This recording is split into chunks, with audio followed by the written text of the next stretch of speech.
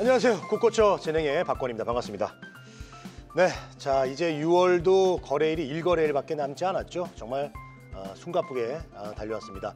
뉴욕 증시 같은 경우는 간밤에 그 무역 협상 기대감으로 인해서 크게 올랐는데요. 우리 증시는 다이나믹하게 보내다가 이제 끝 무렵에 좀 조정을 살짝 받고 있습니다. 이제 곧 다음 주면 7월입니다.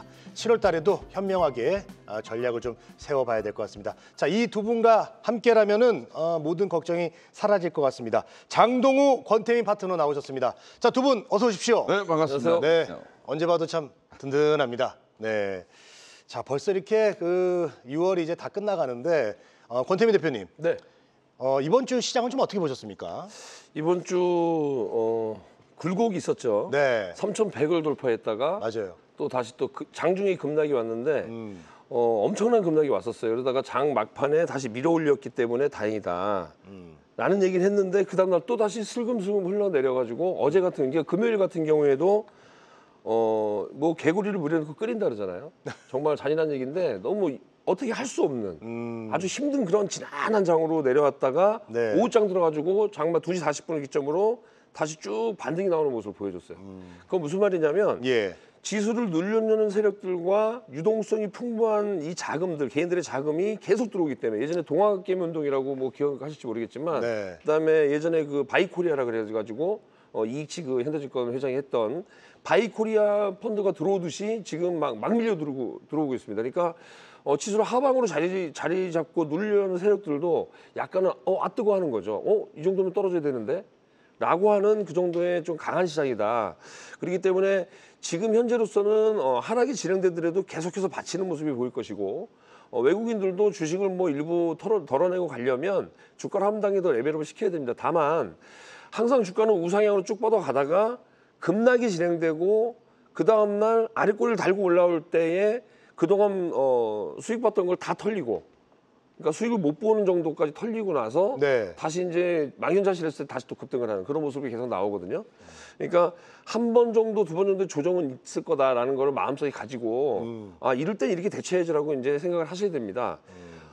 대량 거래 말씀드리면서 말도 안 되게 지금 이거 아니다라는 걸 느낌으로 올 거예요 이제 시장이. 그러면 그때는 뭐 같이 좀 팔아내도 되고 다시 살아나냐면 다시 사는 이게 제가 이제 종목을 얘기할 때도 달리는 말에 올라타라 이런 얘기를 하는데. 예. 비싼 걸 어떻게 사냐. 싼 걸 샀다가 기다렸다가 올라가야지. 요즘 시장이 좋으니까 어떤 걸 사도 올라갈 거라는 생각을 하시는데 전혀 잘못된 얘기예요. 예전에 미국의 니프티 피프티 장세처럼 가는 놈만 가는 장세라는 거죠.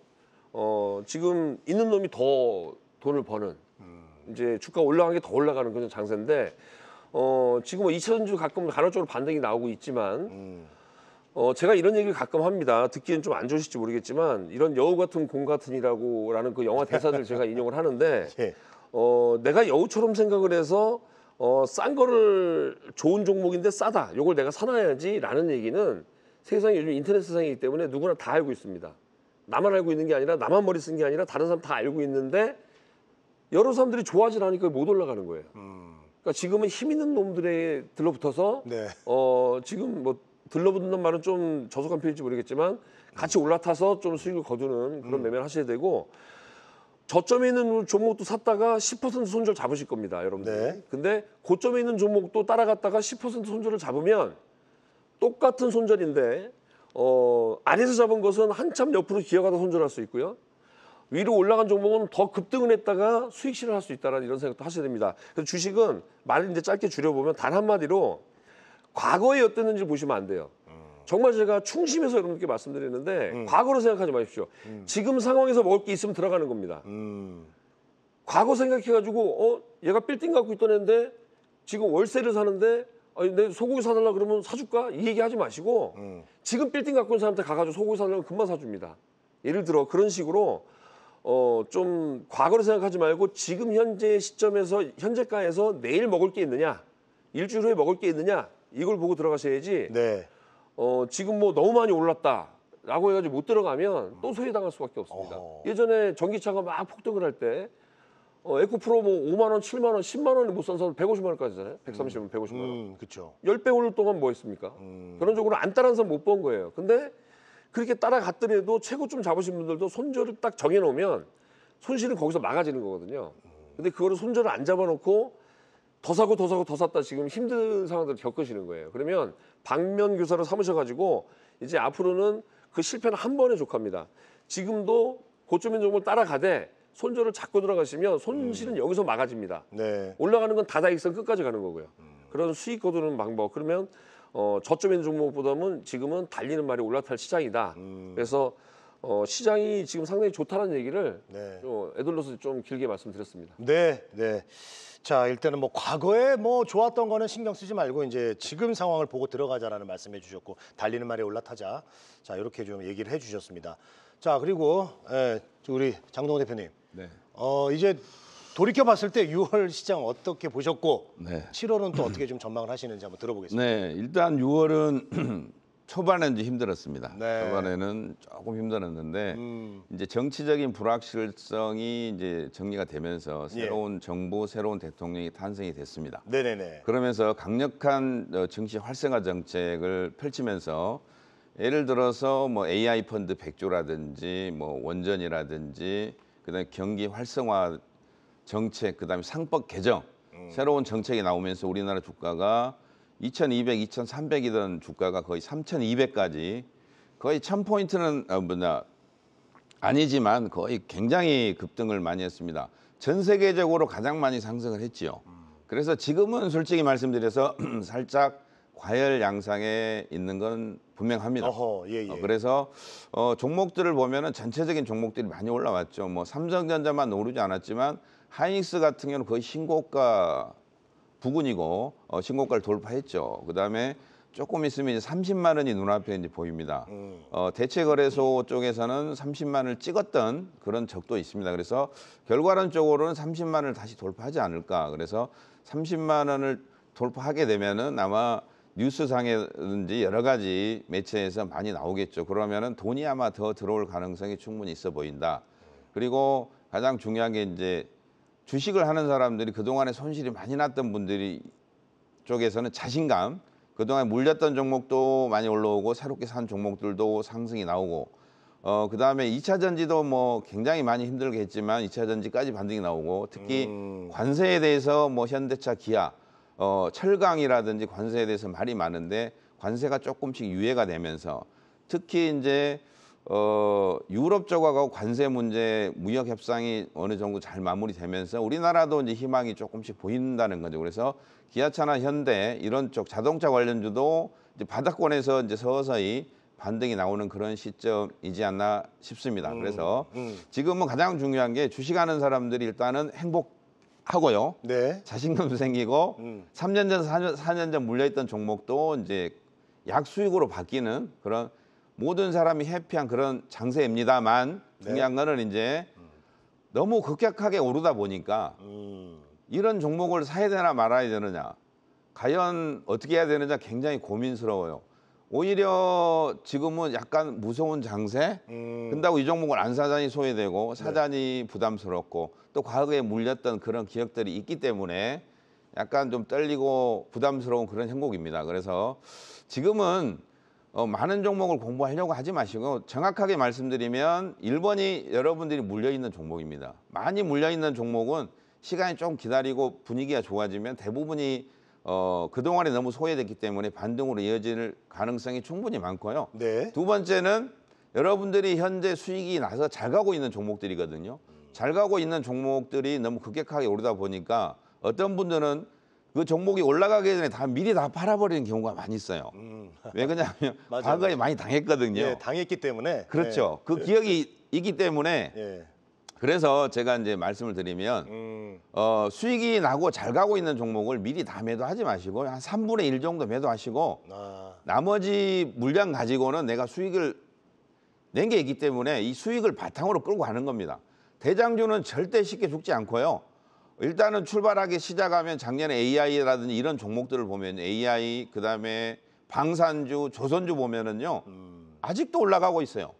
작년 이맘때 너무 많이 올랐다. 연말일 때는 뭐 너무 과하다, 너무 고평가다 그랬는데도 예. 지금도 올라가고 있거든요. 그러니까요. 그러면 이제 시작하고 있는 스테이블 코인이라든지 이런 종목들, 상법이라든지 이런 관련된 종목들 단계적인 조정은 분명히 올 수 있어요.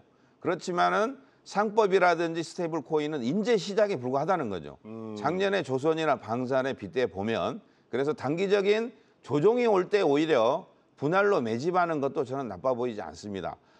물론 스테이블 코인이 많이 올랐어요. 많이 올랐지만 단기적으로 봤을 때 2배 이상 오른 종목이 꽤 많이 있거든요.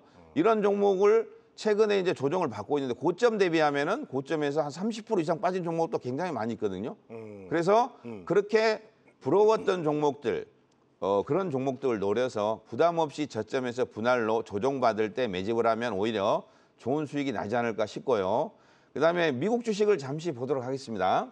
미국 다우 같은 경우는 이제 신고가 흐름이 아직까지 나오지 않고 있지만 여기서 조금만 더 올라가면 사상 최대의 신고가가 나올 가능성이 있고요. 그 자리가 45,000자리인데 여기서 조금만 더 올라가면 바로 이제 머리 위에 있는 거고. 네. 나스닥은 신고가를 돌파를 했습니다. 그렇죠. 네, 시가총액 대장주인 엔비디아가 신고가를 가면서 신고가를 만들어 갔어요.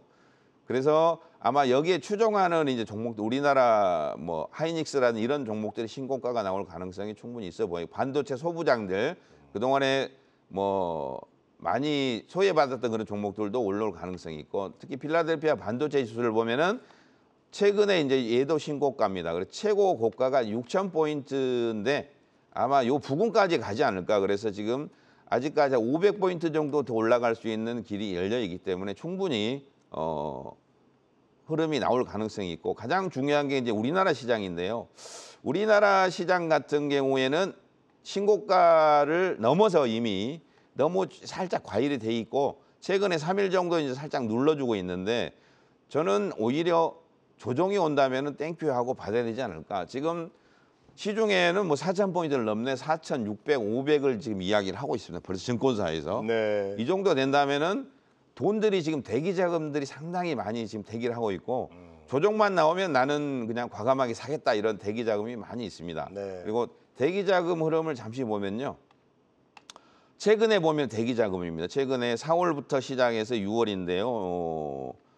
한 두 달 사이에 대기 자금이 증시 자금이 고객 예탁금이라는 거는 주식을 사기 위해서 준비하고 있는 대기 자금이라고 보시면 되는데 가장 안 좋을 때가 3월 달에가 50조였는데 지금 66조입니다. 그러면 한 15조 정도가 지금 급격하게 들어왔다는 거고요. 신용도 많이 늘어나고 있고 신용은 자신 있게 이제 이 주식을 가져가겠다 그런 뜻이고 미수금도 좀 늘어나고 있지만 미수금은 뭐 그렇게 신경을 안 써도 될 것 같고 가장 중요한 게 주식형 수익증권.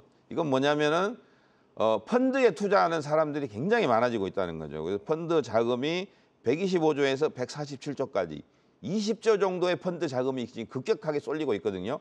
그래서 토탈 돈을 따지면 지금 단기적으로 돈이 30조에서 40조 정도의 지금 주식을 사기 위해서 대기하고 있고 나는 조정받으면 사겠다. 왜 그러냐면 작년에 방산주나 조선주에서 한번 당해봤거든요. 이 종목이 너무 많이 올라서 나는 다 팔았는데 거기에 대비해서 50%, 100%, 150% 올라간 종목이 상당히 많이 있어요. 네. 그래서 이번에 뭐 상법 관련주라든지 스테이블 코인이나 이런 종목들이 단기적으로 많이 오른 건 확실합니다. 그렇지만 조선주나 방산주는 500%, 1000% 올라간 종목들도 많이 있거든요. 그래서 우리가 한번 조정 시에는 분할로 좀 자신 있게 한번 매매를 한번 해보자. 그래서 방금 권태민 대표님께서 말씀하셨지만 강한 종목을 쉽게 버리지 마시고 강한 종목이 조정 시 오히려 좋은 매수 기회다 이렇게 말씀드리도록 하겠습니다. 자, 두 분과 오늘도 시청자분들께 도움을 드리기 위해서 열심히 노력을 했습니다. 저희가 오늘 준비한 소식은 여기까지고요. 편안한 주말 되시기 바랍니다. 함께해 주신 여러분 고맙습니다.